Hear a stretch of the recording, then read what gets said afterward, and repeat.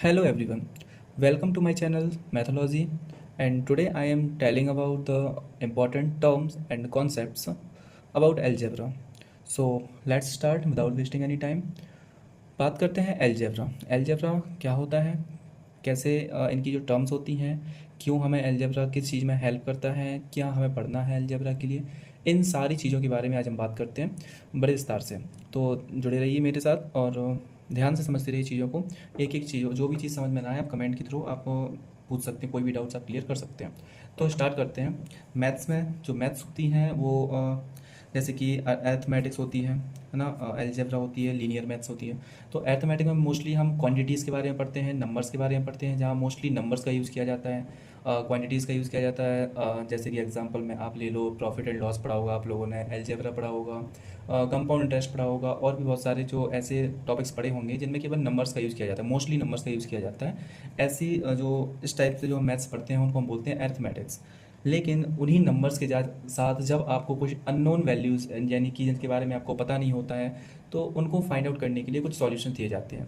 तो उन सॉल्यूशंस को फाइंड करने की जो प्रोसेस होती है, जो टाइप्स होते हैं, जो मेथड होते हैं, उस मेथड्स को हम बोलते हैं अलजेब्रा। तो इस टाइप की जो मैथ होती है इसको हम बोलते हैं अलजेब्रा। ये मैथ्स का एक पार्ट है। और क्या होता है समझते हैं अलजेब्रा के बारे में। अलजेब्रा में जब बेसिकली नंबर्स के साथ वेरिएबल्स यानी कि अल्फ़ाबेट आपके साथ में आ जाते हैं, यानी कोई भी अननोन वेरिएबल्स, कोई भी अननोन चीज़ जो आपके जिसके बारे में आपको पता लगाना है, तो उसको हम मैथमेटिकल फॉर्मेट, मैथमेटिकल्स ऑपरेटर्स के द्वारा यूज़ करके कैसे उनकी वैल्यूज़ फाइंड कर सकते हैं। तो देखते हैं। सबसे पहले होता है नंबर्स। अब अलजेब्रा की लैंग्वेज में नंबर्स जो होते हैं, नंबर्स को हम क्या करते हैं, वेरिएबल्स या अल्फ़ाबेट्स के साथ ऐड करते हैं, या फिर सब्ट्रैक्ट करते हैं, या फिर मल्टीप्लाई करते हैं, डिवाइड करते हैं, तो उनसे हमें कुछ रिजल्ट प्राप्त होते हैं जिनसे हम कुछ वैल्यूज़ फाइंड आउट कर सकते हैं। तो ऐसी जो टर्म्स होती हैं उनको हम बोलते हैं अलजेब्रा। तो अलजेब्रा के बीच में हमें क्या, अलजेब्रा के अंदर हमें क्या पढ़ना है, नंबर्स एंड वेरिएबल्स का जो रिलेशन होता है, उन रिलेशन का यूज़ करके हम कैसे प्रॉब्लम को सॉल्व करते हैं वो आपको अलजेब्रा के अंदर पढ़ना है।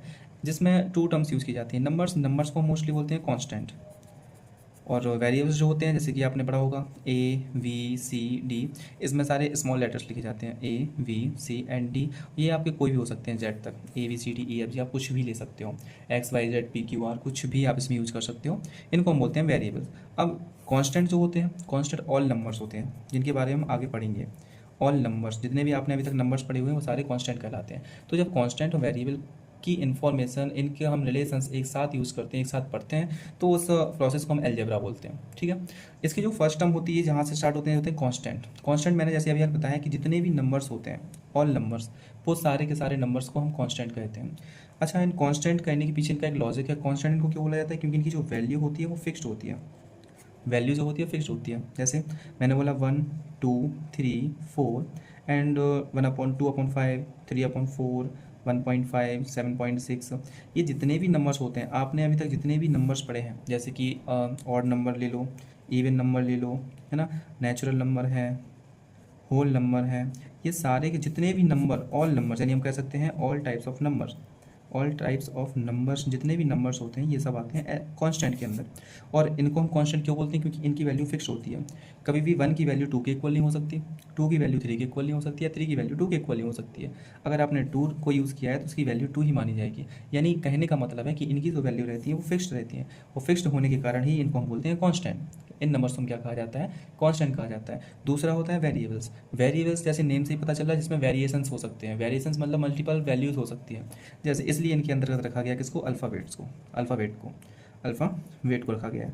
जैसे कि जिसमें आपने सुना होगा कई 4x ले लेते हैं, y ले लेते हैं, z ले लेते हैं, और उसके अकॉर्डिंग हम इक्वेशन बना के उनको सॉल्व करते हैं और उन वेरिएबल्स की वैल्यू फाइंड करते हैं, तो वो कहलाते हैं वेरिएबल। अच्छा, इनको वेरिएबल क्यों बोलते हैं, क्योंकि इनकी जो वैल्यूज़ होती हैं, जैसे वेरिएबल्स होते, अल्फ़ाबेट कौन कौन से हैं, A B C एंड कहाँ तक, ये z तक।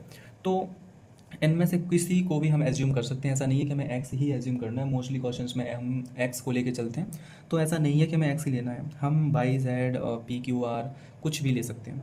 अच्छा, इनको वेरिएबल्स बोला क्यों जाता है, तो वेरिएबल्स बोला इसलिए जाता है क्योंकि क्वेश्चन के अकॉर्डिंग क्वेश्चन चेंज होगा, कंडीशन चेंज होगी, तो कंडीशन के अकॉर्डिंग इनकी वैल्यूज भी चेंज हो जाएगी। जैसे किसी क्वेश्चन में आपने देखा होगा एक्स की वैल्यू 4 आती है, किसी क्वेश्चन में एक्स की वैल्यू 2/3 आ जाती है, किसी क्वेश्चन में एक्स की वैल्यू 4.5 आती है। तो according to conditions, according two questions, ये जो वैल्यूज होती हैं बदलती रहती हैं। इसलिए इनका जो नाम पड़ा है वो वेरिएबल्स पड़ा हुआ है। इनका नाम क्या पड़ा हुआ है, वेरिएबल्स।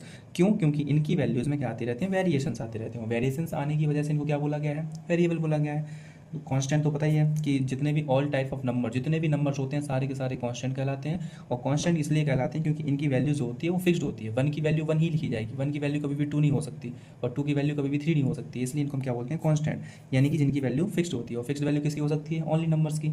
जब हम कांस्टेंट और वेरिएबल को कंबाइन करते हैं, कंबाइन करके उनमें रिलेशन निकालते हैं, उनकी वैल्यूज़ फाइंड आउट करते हैं, तब जाके वो टर्म जो बनती है वो अलजेब्रा बनती है। अब इनमें बात, नेक्स्ट जो टर्म बनाते हैं वो टर्म बनाते हैं। टर्म क्या होती है, नेक्स्ट जो पढ़ते हैं हम टर्म के बारे में पढ़ते हैं। टर्म क्या होती है, टर्म्स होती हैं जब भी हम कांस्टेंट और वेरिएबल को, कांस्टेंट और वेरिएबल को क्या करते हैं, कंबाइन करते हैं। अब कंबाइन कर सकते हैं हम कम से कम 4 तरीके से, 4 मेथड से, 4 टाइप से। जैसे कि मैथमेटिकल ऑपरेटर्स के बारे में सबने सुना होगा। मैथमेटिकल ऑपरेटर्स कौन कौन से होते हैं, मैथमेटिकल ऑपरेटर्स जैसे कि क्या होता है, plus, minus, multiply and divide, ये जो 4 ऑपरेशंस होते हैं इनको बोलते हैं मैथमेटिकल ऑपरेशंस।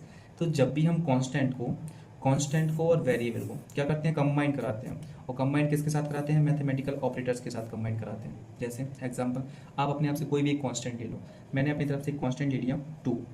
2 एक नंबर है, और नंबर है तो वो कांस्टेंट भी होगा। तो 2 कांस्टेंट है, और इसके साथ मैंने एक वेरिएबल ले लिया कोई भी, मान लो ए ले लेते हैं हम वेरिएबल। तो ये है कांस्टेंट, ये क्या है, कांस्टेंट, और ये क्या है, वेरिएबल। क्योंकि हमें पता है, ऊपर हमने बताया कि जितने भी अल्फ़ाबेट होते हैं वो सारे वेरिएबल्स होते हैं, जितने भी नंबर्स होते हैं वो सभी कांस्टेंट होते हैं। तो हमने एक तरफ कांस्टेंट, एक तरफ वेरिएबल। अब इनको कंबाइन करना है। कंबाइन करने का मतलब होता है, कंबाइन केवल आप 4 टाइप से कर सकते हो।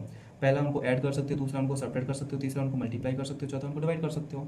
तो इन चारों में से हम कोई भी साइन अगर यहाँ पे यूज़ कर लें, जैसे हमने यहाँ पे कौन सा साइन यूज कर लिया, प्लस, तो अब ये जो फॉर्म हुआ इसको हम नेम देते हैं अलजेब्रिक एक्सप्रेशन। ये जो एक्सप्रेशन फॉर्म हुआ इस एक्सप्रेशन को बोलते हैं अलजेब्रिक एक्सप्रेशन। क्या बोलते हैं, अलजेब्रिक एक्सप्रेशन। और जो अलजेब्रिक एक्सप्रेशन बनते हैं उन वो ना कई टर्म में बनते हैं। ऐसा नहीं है कि उनको हम केवल 1 ही टर्म में लिख सकते हैं या फिर 2 टर्म में लिख सकते हैं। तो इनके हम कई वो होते हैं, फॉर्मेट होते हैं। इनको मोस्टली पॉलिनोमियल्स भी कहा जाता है। पॉलिनोमियल्स को भी हम एक्सप्लेन कर सकते हैं, पॉलिनोमियल्स के नाम से इनको पहचान सकते हैं। जैसे मैंने आपके सामने लिखा टर्म, जैसे मैंने लिखा 2 + a, 2 + a, इसी को लिख दूँ मैं 2 - a, इसी को लिख दूँ मैं 2 × a, इसी को लिख दूँ मैं 2 / a। तो ये जो सारे जो बने हुए हैं एक्सप्रेशन, ये सारे अलजेब्रिक एक्सप्रेशन कहलाते हैं। क्या कहलाते हैं, अलजेब्रिक एक्सप्रेशन। और ये जो होती हैं इनकी टर्म्स होती हैं। टर्म्स को हम डिफाइन करते हैं प्लस और माइनस से। प्लस और माइनस का साइन पहचानने का तरीका होता है, डिफाइन नहीं करते, पहचानने का तरीका होता है। यानी जितने कांस्टेंट वेरिएबल के बीच में या फिर उनमें हम प्लस माइनस का साइन यूज़ करते हैं, उतनी टर्म्स सेपरेट होती जाती हैं। जैसे यहाँ पे आपने लिखा था 2 + a, तो बीच में कौन सा साइन आ गया था, प्लस, इसलिए ये 2 जो है वो अलग टर्म मानी जाएगी, ये जो है वो अलग टर्म मानी जाएगी। यहाँ पर भी था ये 2, ये a, और बीच में कौन सा साइन था, माइनस का। तो यहाँ पे ये 2 अलग टर्म मानी जाएगी, a अलग टर्म मानी जाएगी, इसलिए इस एक्सप्रेशन में कितनी टर्म मानी जाएंगी, 2 टर्म मानी जाएंगी। यहाँ पर लगा है मल्टीप्लाई का साइन, तो मल्टीप्लाई और डिवाइड के साइन में कभी भी टर्म अलग अलग नहीं होती है। जैसे कि यहाँ पे लिखा 2 × a, तो यहाँ पर मल्टीप्लाई का साइन है, इसका मतलब है ये दोनों एक ही टर्म है, इसमें अलग अलग टर्म नहीं है। ये भी एक ही टर्म मानी जाएगी, इसमें अलग अलग टर्म नहीं। तो इसमें नंबर ऑफ टर्म्स कितनी होगी, 1, इसमें नंबर ऑफ टर्म्स कितनी होगी, 1, लेकिन इसमें नंबर ऑफ टर्म्स कितनी होगी, 2, और इसमें नंबर ऑफ टर्म्स कितनी होगी, 2। तो इसका मतलब है यहाँ से एक चीज़ क्लियर निकल के आ रही है कि जितने प्लस और जितने माइनस साइन यूज होते हैं उतनी टर्म क्या होती रहती है, सेपरेट होती रहती है। तो और मल्टीप्लाई और डिवाइड का जो साइन होता है, मल्टीप्लाई और जो डिवाइड का साइन होता है वो टर्म को सेपरेट नहीं करता है, ठीक है ना। तो कितने भी मल्टीप्लाई और कितने भी डिवाइड के साइन आ जाए वो हमेशा सिंगल टर्म ही मानी जाएगी, 1 टर्म ही मानी जाएगी। और टर्म को सेपरेट करने का काम कौन करेगा, ओनली प्लस और माइनस। नेक्स्ट हम बात करते हैं फैक्टर के बारे में।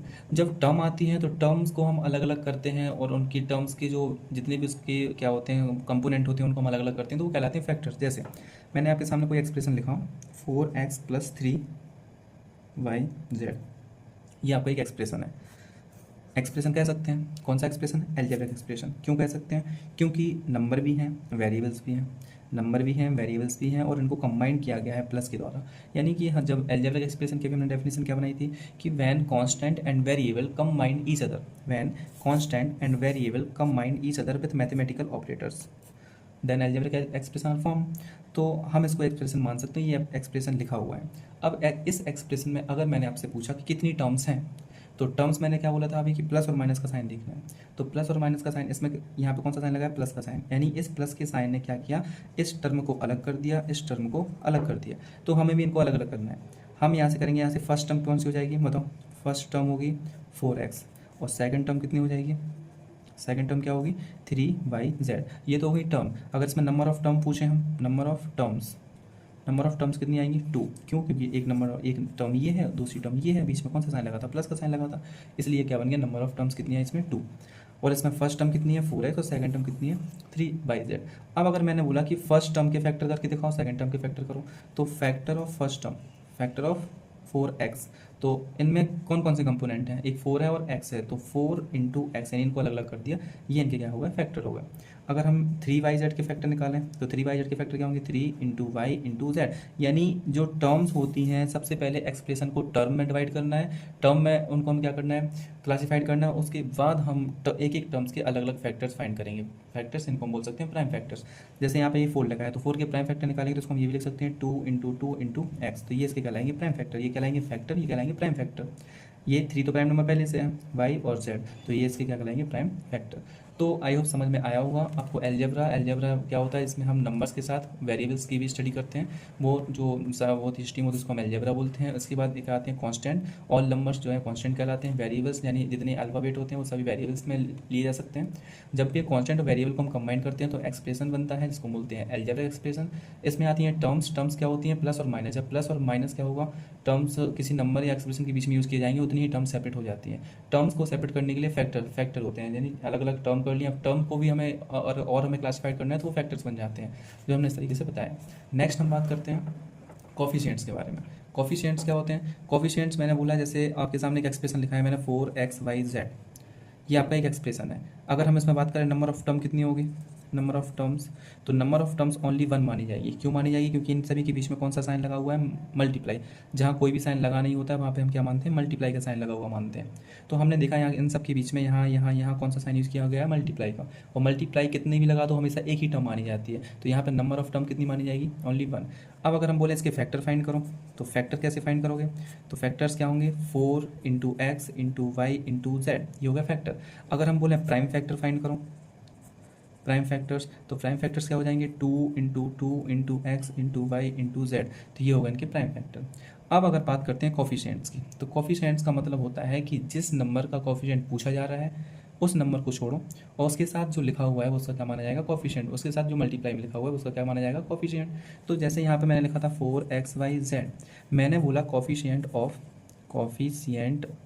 एक्स, तो अगर x का कॉफिशिएंट आपसे पूछा गया तो क्या होगा, यानी x को छोड़ दो, x के साथ क्या बचा 4yz, तो x का कॉफिशिएंट क्या हो जाएगा 4yz। क्यों, क्योंकि x तो लिखना ही नहीं है, क्योंकि x का कॉफिशिएंट तो पूछा जा रहा है। अगर मैंने बोला कॉफिशिएंट ऑफ y, तो आप y को छोड़ देंगे, यानी y को हटाएंगे तो क्या बचेगा 4 बचेगा, x बचेगा, z बचेगा, तो हो जाएगा 4xz। अब अगर मैंने बोला कॉफिशिएंट ऑफ z, तो z को छोड़ देंगे तो क्या बचेगा 4xy, तो 4xy, ठीक है ना, तो ये कहलाएंगे इसके कॉफिशिएंट। अगर मैंने बोला कॉफिशिएंट ऑफ 4, तो कॉफिशिएंट ऑफ 4, तो 4 को छोड़ तो क्या बचा xyz, तो ये xyz, ये कहलाते हैं कॉफिशिएंट। यानी नॉर्मली हम समझ सकते हैं कि कॉफिशिएंट का मतलब होता है कि जिसका कोई कॉफिशिएंट पूछा जा रहा है उसके साथ मल्टीप्लाई में क्या लिखा हुआ है वो उसका क्या कहलाएगा कॉफिशिएंट्स कहलाएगा, ठीक है ना। कॉफिशिएंट्स हमेशा 2 टाइप्स के होते हैं, जैसे कि फर्स्ट होता है न्यूमेरिकल कॉफिशिएंट, क्या होता है न्यूमेरिकल कॉफिशिएंट। सेकंड होता है एल्जेब्रिक फैक्टर्स, इसको हम फैक्टर्स में ही बोल सकते हैं कि न्यूमेरिकल कॉफिशिएंट भी बोलते हैं इसको, न्यूमेरिकल फैक्टर्स भी बोल सकते हैं, एल्जेब्रिक कॉफिशिएंट भी बोल सकते हैं, एल्जेब्रिक फैक्टर्स भी बोल सकते हैं। तो कॉफिशिएंट 2 टाइप के होते हैं, इनको हम फैक्टर भी बोल सकते हैं कि फैक्टर भी जो होते हैं वो 2 टाइप्स के होते हैं। जैसे कि फर्स्ट होता है न्यूमेरिकल कॉफिशिएंट या न्यूमेरिकल फैक्टर, सेकंड होता है एल्जेब्रिक कॉफिशिएंट, एल्जेब्रिक फैक्टर। अब न्यूमेरिकल कॉफिशिएंट का मतलब क्या होता है, ऐसे कॉफिशिएंट जो नंबर की फॉर्म में लिखे हुए होते हैं। जैसे मैंने एक नंबर लिखा आपके सामने, मैंने यहाँ पे लिखा 3x²y, इसमें हम बोलेंगे कि न्यूमेरिकल फैक्टर क्या होगा NF मतलब न्यूमेरिकल फैक्टर यानी नंबर क्या है 3, तो न्यूमेरिकल फैक्टर माना जाएगा 3। लेकिन मैंने बोला एल्जेब्रिक फैक्टर कौन सा है, तो एल्जेब्रिक फैक्टर माना जाएगा x²y, तो ये जो माना जाएगा वो क्या माना जाएगा एल्जेब्रिक फैक्टर, इसको हम AF लिखते हैं, ठीक है ना।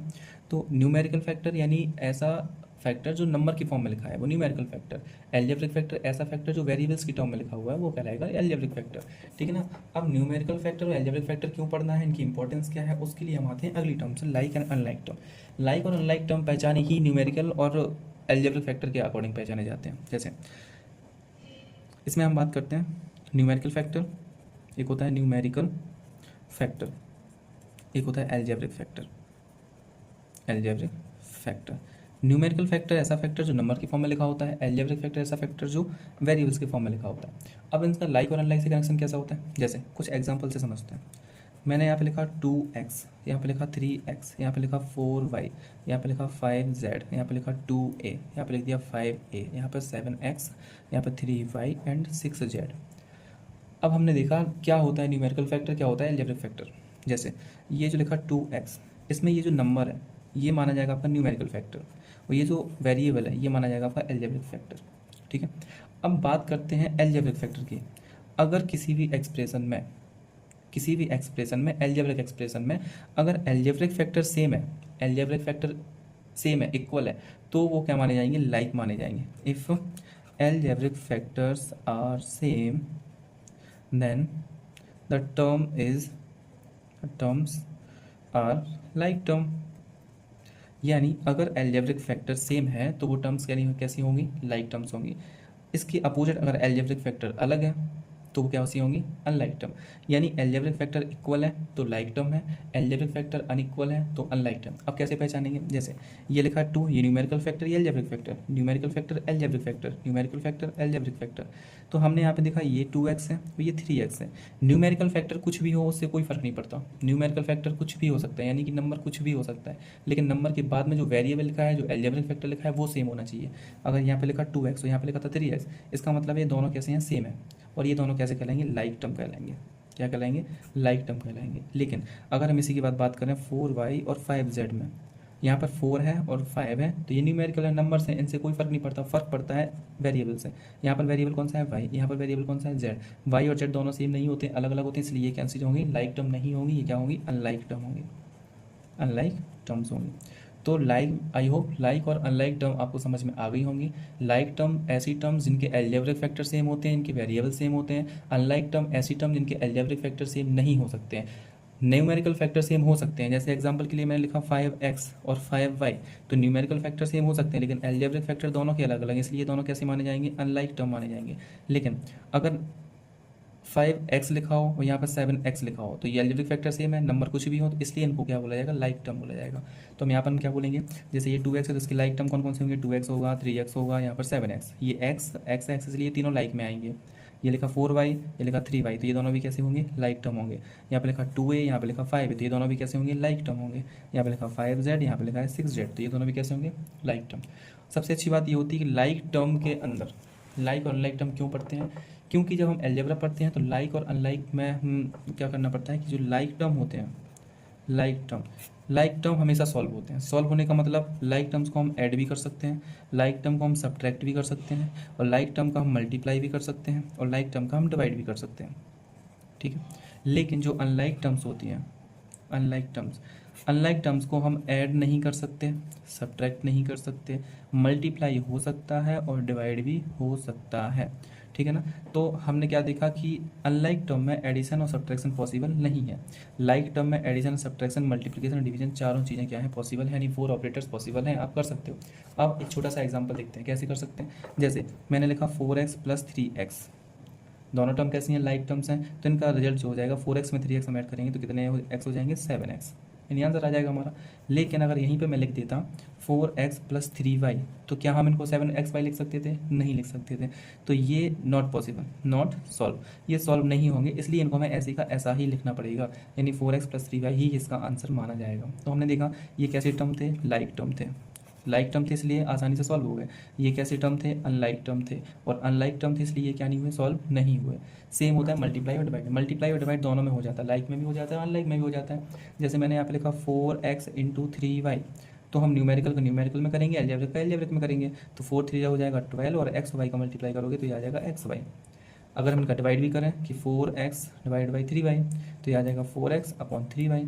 कुछ सॉल्व नहीं हो रहा था, इसका क्या हो जाएगा, आंसर हो जाएगा।